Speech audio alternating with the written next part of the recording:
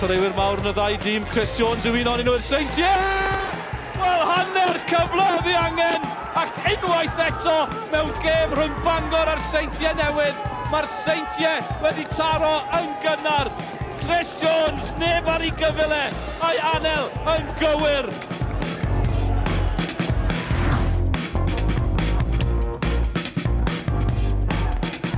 James Bloom yn bwydo Daniel Thomas.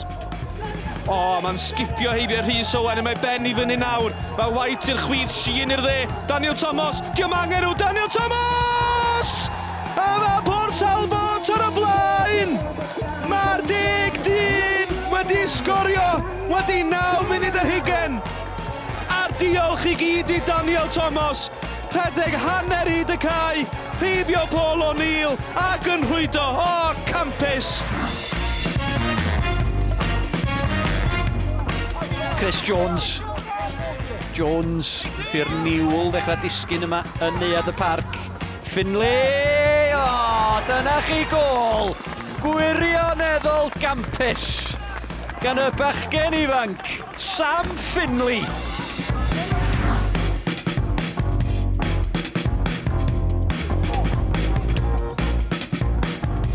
Mae'r bas na yn bwydo Andy Jones sy'n mynd am y gol eto. Mae'n hat-trick hyfryd i Andy Jones. Mae hwnna yn gampus o gol. Dycha ddim yn codi ben ar ei ffordd i'r bel. Dwi'n angen cyffyrddiad. Na i gymryd ti fel la. Diolch yn fawr iawn. Tyra.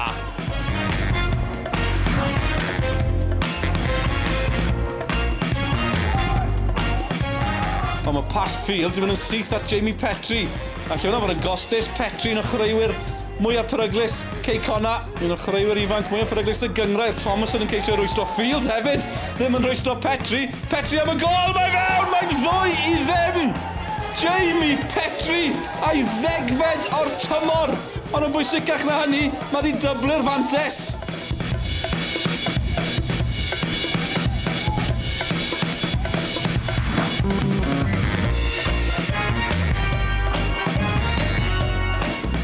Brooks y capten.